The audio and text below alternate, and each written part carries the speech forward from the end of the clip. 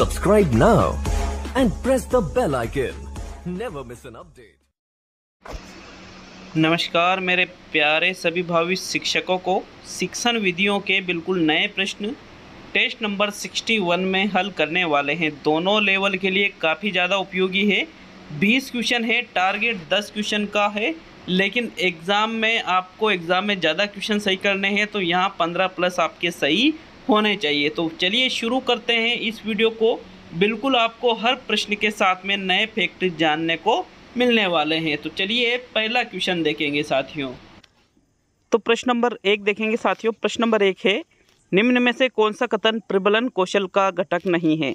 अंतःक्रिया, वाणी में विविधता, विद्यार्थी उत्तरों का प्रयोग, समीपता व स्पर्श और मौखिक स्वीकृति। देखिए प्रश्न प्रबलन कौशल के अंतर्गत पूछा जा रहा है।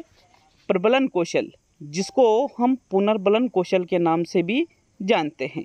साथियों पुनर्बलन कौशल में क्या होता है कि कोई भी विद्यार्थी हो उसको आप सकारात्मक तरीके से, अगर वो किसी चीज़ का उत्तर देता है या कोई चीज़ आपके द्वारा जो पूछी जाती है उसको सही बताता है तो हम शाबाश वगैरह ऐसे कहते हैं ना उससे कि बहुत अच्छा, वाह, इस प्रकार के शब्द ही पुनर्बलन का कार्य कर देते हैं।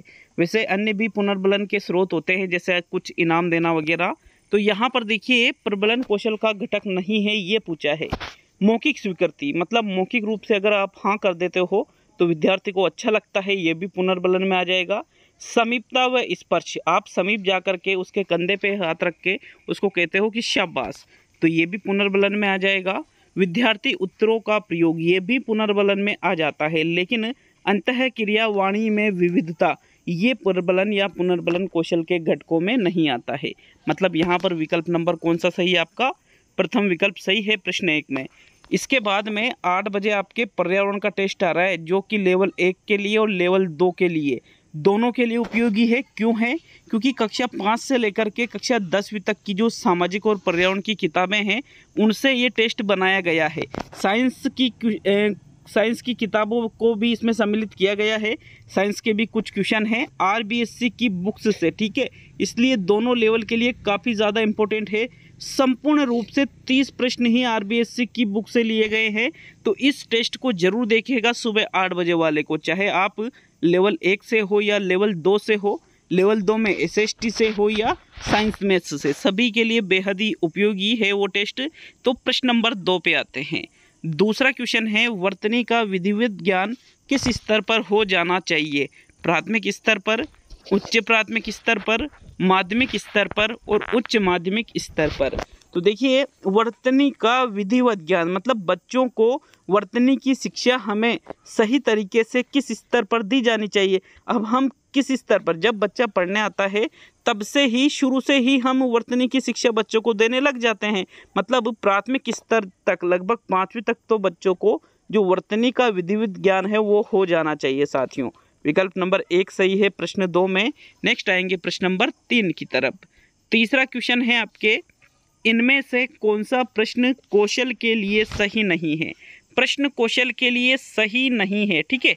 प्रश्न पूछने में उत्साहवर्धक तरीकों का प्रयोग करना, प्रश्नों को प्रोत्साहन देना, हाँ अथवा न उत्तर वाले प्रश्नों की संख्या बढ़ाना और सुनने में संवेदनशीलता विकसित करना। तो बताइए इनमें से कौन सा विकल्प है जो प्रश्न कौशल के लिए सही नहीं माना जाएगा? देखिए तीसरे क्वेश्चन में जो प्रथम विकल्प है, प्रश्न पूछने में उत्साहवर्धक तरीकों का प्रयोग करना, तो उत्साहवर्धक तरीकों का प्रयोग करोगे, बिल्कुल प्रश्न कौशल का ही एक भाग है ये। सुनने में संवेदनशीलता विकसित करना, जैसे मान लीजिए आपने प्रश्न पूछा, छात्र उसको यहाँ पे अच्छे से उत्तर दे रहा है उसका, तो आप संवेदनशीलता के साथ उसको सुनोगे अच्छे से, तो वो भी प्रश्न कौशल का ही एक अंग होता है। लेकिन ये जो तीसरा विकल्प है, हाँ अथवा न उत्तर वाले प्रश्नों की संख्या बढ़ाना, ये कोई प्रश्न कौशल में नहीं आएगा, ठीक है। हाँ अथवा नहीं, इसमें ही उत्तर देना है, तो ये प्रश्न कौशल कहाँ से हुआ? नहीं होगा। अर्थात यहाँ तीसरा विकल्प आपका सही है प्रश्न नंबर 3 में। नेक्स्ट बढ़ेंगे साथियों प्रश्न नंबर 4 की तरफ। चौथा क्वेश्चन, व्याख्यान में अच्छा वार्तालाप संचारण होगा यदि अध्यापक तैयार नोट्स में से पढ़ाएंगे, पूर्व तैयारी कर नोट बनाएंगे तथा उनका मार्गदर्शक के रूप में इस्तेमाल करेंगे, सहसा वक्तव्य देंगे और दृष्टांतों के माध्यम से व्याख्यान प्रस्तुत करेंगे। अब यहाँ पर इम्पोर्टेंट क्वेश्चन ये इसलिए है क्योंकि आपको दो विकल्प बिल्कुल सही लगने वाले हैं। देखिए, व्याख्यान में अच्छा वार्तालाप संचरण होगा, मतलब जब आप व्याख्यान के तरीके से पढ़ाते हो तो अच्छे तरीके से बच्चे कब समझेंगे। तैयार नोट्स में से पढ़ाना और सहसा वक्तव्य देना, ये दोनों तो उतने सही नहीं है। अब हम या तो दूसरे विकल्प पे रुकेंगे या चौथे पे रुकेंगे, तो बताइए दूसरा या चौथा कौन सा विकल्प सही है साथियों। प्रश्न संख्या 4 में देखते हैं दूसरे विकल्प को, पूर्व तैयारी कर नोट्स बनाएंगे और उनका मार्गदर्शक के रूप में इस्तेमाल करेंगे। मतलब पहले से ही हम तैयारी करके नोट्स बना लेंगे। मतलब देखिए, दूसरे या चौथे विकल्प पे अगर हम देखते हैं तो जो बेटर विकल्प आता है साथियों वो रहेगा चौथा विकल्प। किस प्रकार से चौथा विकल्प बेटर रहेगा, क्योंकि दृष्टांत का मतलब क्या होता है, उदाहरण दे करके, ठीक है। यदि आप उदाहरणों के माध्यम से बच्चों को व्याख्यान प्रस्तुत करते हो तो उदाहरणों के माध्यम से उस चीज़ को बच्चे आसानी से समझ जाएंगे। भाई यहाँ पर जो नोट्स बनाएंगे तो हम जो उसमें उदाहरण अलग से थोड़ी लिखेंगे, लेकिन यहाँ पर जो दृष्टांत रहेंगे, उदाहरण डायरेक्टली, कि भाई कोई भी चीज़ समझाने से पहले यदि आप उदाहरणों के माध्यम से समझाओगे तो वार्तालाप संचारण अच्छा होगा। यहाँ पर चौथा विकल्प सही है। फिर भी आप इस क्वेश्चन के लिए कमेंट कर सकते हो सकता है एग्जाम में इस क्वेश्चन में दूसरा विकल्प भी सही मान लिया जाए, लेकिन आपकी प्रथम चॉइस चौथा विकल्प रहेगा साथियों। आगे बढ़ेंगे प्रश्न नंबर 5 की ओर, तो पांचवा क्वेश्चन देखते हैं। प्रश्न नंबर 5 क्या पूछ रहा है आपसे, लेखन कौशल के विकास हेतु किसी वक्तव्य को सुनकर लिखना कहलाता है। प्रतिलेख, श्रुतलेख, अनुलेख और सुलेख। देखिए, प्रश्न संख्या 5 ज़्यादा कठिन ये क्वेश्चन नहीं है, क्योंकि लेखन कौशल का विकास करना है और उसके अंतर्गत किसी वक्तव्य, मतलब कोई चीज़ बोली जा रही है उसको सुनकर लिख रहे हो, तो उसको ही हम श्रुतलेख कहते हैं। क्या कहते हैं, श्रुतलेखन उसको कहा जाता है। दूसरा विकल्प आपके प्रश्न संख्या 5 में बिल्कुल सही है। नेक्स्ट आगे बढ़ेंगे प्रश्न नंबर 6 की ओर। तो छठा क्वेश्चन है मित्रों आपके, ये रहा आपकी स्क्रीन पर। मौन वाचन के बारे में निम्न में से कौन सा कथन असत्य है। स्वाध्याय में रुचि बढ़ना, ज्ञान की परिधि को विस्तृत करना, सभी कक्षाओं के लिए उपयोगी और अवकाश के समय का सदुपयोग। तो मौन वाचन का नाम सभी ने सुन रखा होगा, अर्थात मन ही मन बिना होठ हिलाए पढ़ना ही क्या कहलाता है, मौन वाचन। अब मौन वाचन के बारे में असत्य कथन, तो देखिएंगे असत्य कथन को। पहला है स्वाध्याय में रुचि बढ़ना, बिल्कुल मौन वाचन से स्वाध्याय में रुचि बढ़ती है। ज्ञान की परिधि विस्तृत होती है, अवकाश के समय का सदुपयोग भी होता है, किंतु ये सभी कक्षाओं के लिए उपयोगी नहीं है, ये उच्च स्तर के लिए उपयोगी माना जाता है। ये छोटा जो स्तर होता है, निम्न स्तर, प्राथमिक स्तर, वहाँ पर मौन वाचन को उपयोगी नहीं माना जाता है। इसलिए आपका जो तीसरा विकल्प है सभी कक्षाओं के लिए उपयोगी, ये कथन क्या हो जाता है, असत्य हो जाता है। छठे क्वेश्चन में तीसरा विकल्प बिल्कुल सही है। नेक्स्ट प्रश्न नंबर 7, श्रुत लेखन विधि का उद्देश्य नहीं है एकाग्र चित्तता का विकास करना, लेखन गति का विकास करना, शुद्ध व स्पष्ट लेखन का विकास करना और वाचन गति का विकास करना। देखिएगा, श्रुत लेखन मैंने अभी आपको बताया था कि सुन कर के लिखना, अध्यापक बोलता है, छात्र सुनते हैं और लिखते हैं, वो श्रुत लेखन हुई। तो इससे एकाग्र चित्तता का विकास होगा, लेखन गति का भी विकास होगा, शुद्ध और स्पष्ट लेखन का भी विकास होगा। लेकिन यह चौथा विकल्प क्या कह रहा है, वाचन गति का विकास करना। तो वाचन गति इसमें कहाँ आ रही है, क्योंकि बच्चे तो कुछ बोल ही नहीं रही हैं, तो इसलिए इससे वाचन गति का विकास बिल्कुल भी नहीं होता है, ये इसका उद्देश्य नहीं है साथियों। चौथा विकल्प आपका सही है प्रश्न संख्या 7 में। नेक्स्ट आगे बढ़ेंगे प्रश्न नंबर 8 की ओर। तो चलिए देखते हैं 8वें क्वेश्चन को। वह विधि जिसका प्रयोग चारों भाषाई कौशल के लिए किया जाता है, दूरस्थ विधि उसको कहते हैं, द्विभाषी विधि कहते हैं, सूत्र विधि कहते हैं, या अनुकरण विधि उसको कहा जाता है। देखिए, ये जो क्वेश्चन है इम्पोर्टेंट है, क्योंकि एग्जाम में 2 बार लगातार आ चुका है क्वेश्चन। अब यहाँ पर इसका जो राइट आंसर है वो रहेगा अनुकरण विधि। अनुकरण विधि जो कि एक नवीन विधि मानी जा रही है वर्तमान में, इसका प्रयोग आप चारों भाषाई कौशल, मतलब जो सुनना है, बोलना है, पढ़ना है, लिखना है, सभी कौशलों के लिए आप इस विधि का प्रयोग कर सकते हो। चौथा विकल्प आपका सही है साथियों 8वें क्वेश्चन में। नेक्स्ट प्रश्न नंबर 9। तो 9वां क्वेश्चन, लेकिन मैं वापस याद दिला दूं 8 बजे वाला, पर्यावरण का तो वो वीडियो है, लेकिन उसमें सभी के लिए क्वेश्चन मिलेंगे और पूर्णतः आरबीएससी की पुस्तकों से वो क्वेश्चन आपको मिलने वाले हैं। नवीन क्वेश्चन, बहुत कुछ नया सीख करके जाओगे आप। 9वां क्वेश्चन है आपके, प्रारंभिक अवस्था में बालक क्रमानुसार भाषा सीखता है, मतलब किस क्रम में भाषा सीखता है? निरीक्षण, अनुकरण और श्रवण द्वारा, निरीक्षण, श्रवण और अनुकरण द्वारा, श्रवण, निरीक्षण और अनुकरण द्वारा, या श्रवण, अनुकरण या निरीक्षण द्वारा। तो 9वां क्वेश्चन इंपॉर्टेंट है, आपको बताना है कि इस क्रम में बालक भाषा को सीखता है। तो साथियों, सबसे पहले तो भाषा सीखने के लिए बालक सुनना चाहिए। कहते हैं कि जो बालक जन्म से बहरा है वो फिर गूंगा भी रहेगा, ठीक है। अगर कोई बालक जन्म से बहरा है तो वो गूंगा भी रहेगा, क्यों? क्योंकि उसने कोई चीज़ सुनी ही नहीं, तो फिर वो बोलेगा कैसे? इसलिए सबसे पहले भाषा सीखने के लिए श्रवण होगा। तो दूसरा और पहला तो गलत हो गया। श्रवण के बाद में वो करेगा उसका निरीक्षण, क्या करेगा? निरीक्षण। और फिर उसके बाद में करेगा साथियों अनुकरण, सबसे लास्ट में। श्रवण, निरीक्षण और अनुकरण, इस प्रकार से बालक के भाषा का सीखने का क्रम होता है। यहाँ पर तीसरा विकल्प सही है प्रश्न संख्या 9 में। नेक्स्ट प्रश्न नंबर 10 को देखते हैं। 10वां क्वेश्चन है आपके, सुनना बोलना कौशल के विकास के लिए कौन सी विधि सर्वोत्तम हो सकती है? कहानी कहना और उस पर बच्चों की प्रतिक्रिया जानना, कविता याद करवाना और बुलवाना, कक्षा के कुछ बच्चों द्वारा पाठ का अनुच्छेद पढ़वाकर सुनवाना, और इनमें से कोई नहीं। तो फिर हम इनमें से कोई नहीं को तो हटा देंगे, क्योंकि यहाँ पर आपके पास 3 विकल्प है। अब इनमें से किसी एक का चुनाव करना है। अब सुनना और बोलना दोनों कौशल विकसित करने हैं। तो साथियों देखिए, कविता याद करवाना, बुलवाना, कहानी कहना और उस पर बच्चों की प्रतिक्रिया जानना, कक्षा के कुछ बच्चों द्वारा पाठ अनुच्छेद पढ़वाकर सुनवाना। तो सबसे बेटर विकल्प कौन सा लग रहा है तीनों में से? साथियों सबसे ज़्यादा बेटर और इम्पोर्टेंट विकल्प है पहला। क्यों? क्योंकि कहानी कहना ये कौशल आप प्राथमिक स्तर पर विकसित करोगे, उच्च स्तर पर थोड़ी सुनना बोलना पढ़ना लिखना विकसित करना है। क्योंकि प्राथमिक स्तर पर इनको विकसित करोगे तो कहानी कहना से बच्चों में कहानी सुनने की रुचि होती है, तो आप कहानी कहोगे, बच्चे सुनेंगे, तो उससे श्रवण कौशल विकसित हुआ, ठीक है। उस पर बच्चों की प्रतिक्रिया जानना, अब बच्चे उस चीज़ पे बोलेंगे, उससे बोलना कौशल विकसित हो जाएगा। इसलिए आपका प्रथम विकल्प यहाँ पर 10वें क्वेश्चन में सही रहेगा। नेक्स्ट आगे बढ़ेंगे प्रश्न नंबर 11 की ओर। 11वां क्वेश्चन यहाँ पर छोटा करना पड़ेगा, क्योंकि एक बार तो आपको क्वेश्चन को समझना है। निम्न को सुमेलित कीजिए। इधर सूची 1 है, इधर सूची 2 है। अब देखिए, सूची 1 में गद्य शिक्षण, रचना शिक्षण, व्याकरण शिक्षण, पद्य शिक्षण। सूची 2 में रसास्वादन विधि, आगमन विधि, मौन वाचन, संवाद लेखन। इनमें आपका इसका मिलान करना है, उसके बाद आंसर देना है। तो प्रथम विकल्प है ए में 1, बी में 2, सी में 3, डी में 4।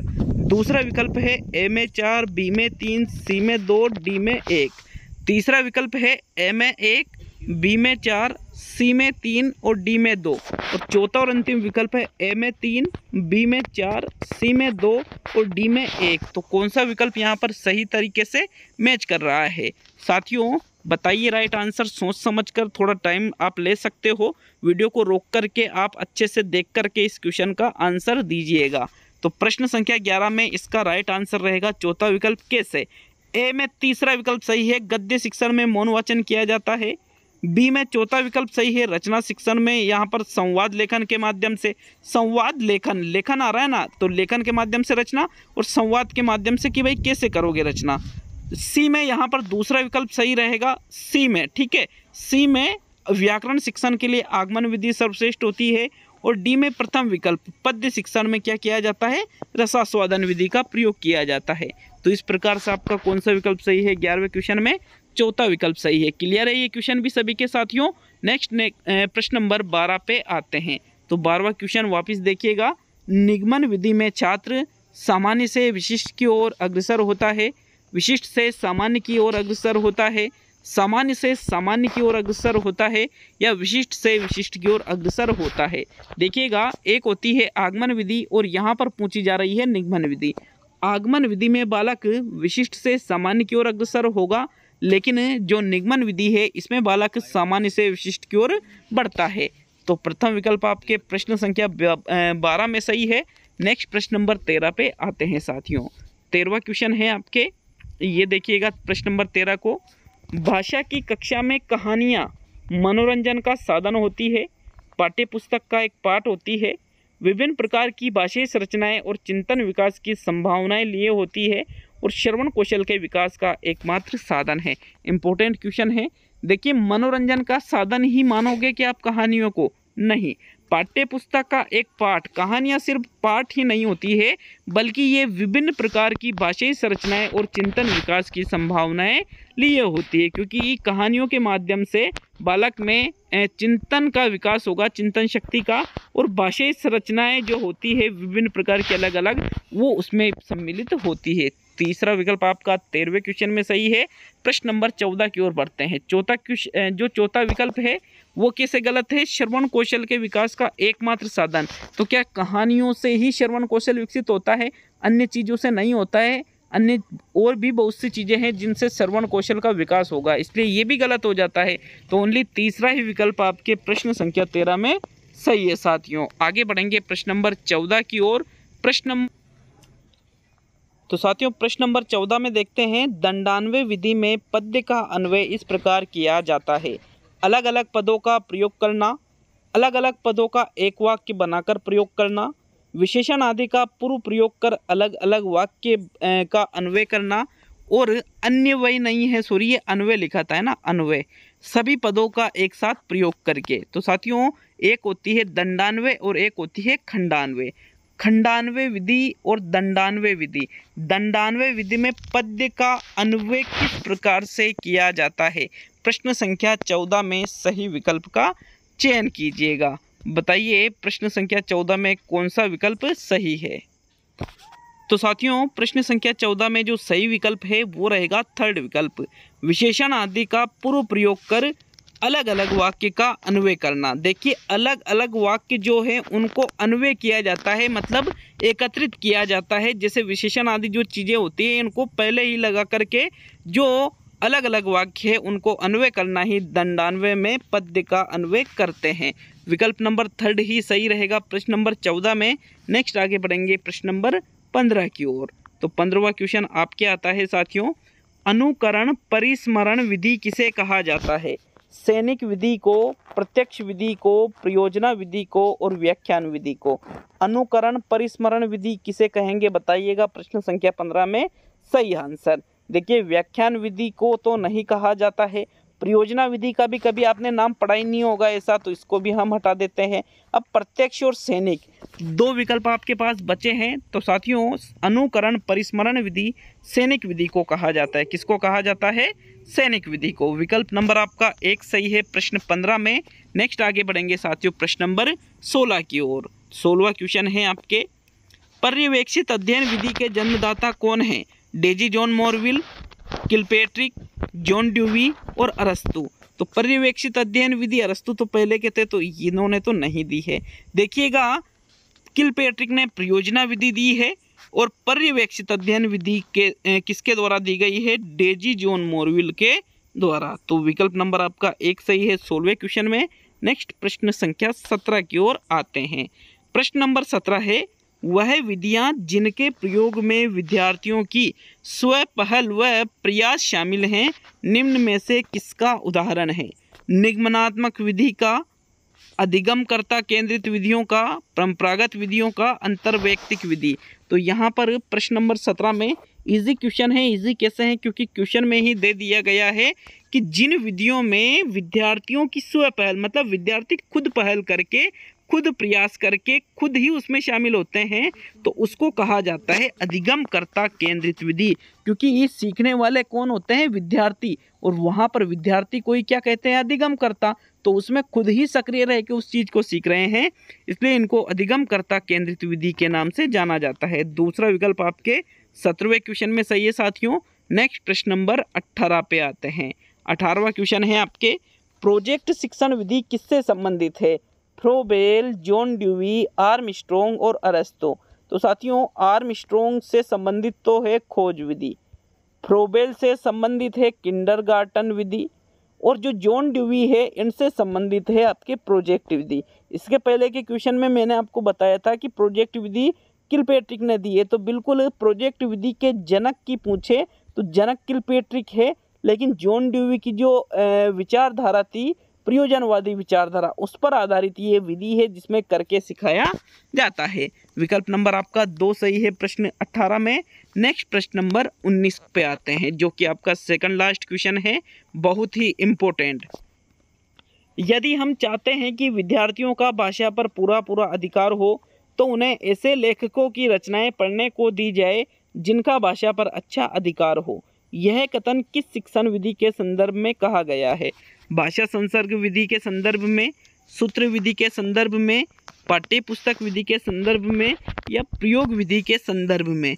तो उपरोक्त जो कथन कहा गया है साथियों, देखिएगा, विद्यार्थियों का भाषा पर पूरा अधिकार हो ऐसा हम चाहते हैं, तो उन्हें क्या करना चाहिए? अच्छे लेखकों की रचनाएं पढ़ने दी जाए जिनका भाषा पर पूरा अधिकार हो। तो ऐसी विधि को कहा जाता है भाषा संसर्ग विधि। क्या कहा जाता है? भाषा संसर्ग विधि में अलग से व्याकरण की शिक्षा नहीं दी जाती है, बल्कि बच्चों को कुछ रचनाएं पढ़ने के लिए दे दी जाती है, जिससे वो रचनाएं शुद्ध रूप से लिखी होती है, तो बच्चे उस रचनाओं को पढ़कर ही व्याकरण सीख जाते हैं। विकल्प नंबर 1 सही है 19वें क्वेश्चन में। अब आज का अंतिम और 20वां क्वेश्चन, लेकिन वीडियो अच्छा लगे तो एक लाइक जरूर करके जाइएगा साथियों। आज का अंतिम और 20वां क्वेश्चन है, अव्याकृति विधि का तात्पर्य है व्याकरण के नियम की अलग से जानकारी देना, भाषा की जानकारी, भाषा के साथ ही व्याकरण की जानकारी, भाषा और व्याकरण की अलग अलग जानकारी। तो साथियों, अव्याकृति विधि कहती है कि भाषा के साथ ही व्याकरण की जानकारी बच्चों को दे दी जानी चाहिए। थर्ड विकल्प आपके प्रश्न नंबर 20 में सही है। अब सुबह 8 बजे वाले वीडियो को जरूर अटेंड कर लेना किसी भी हालत में, ठीक है, क्योंकि आप पैसे देकर भी उन चीज़ों को नहीं खरीद पाओगे साथियों। RBSC के नोट्स में से वो चीज़ें बनाई गई है। तो मिलते हैं 8 बजे वाले वीडियो में। बहुत बहुत धन्यवाद सभी का।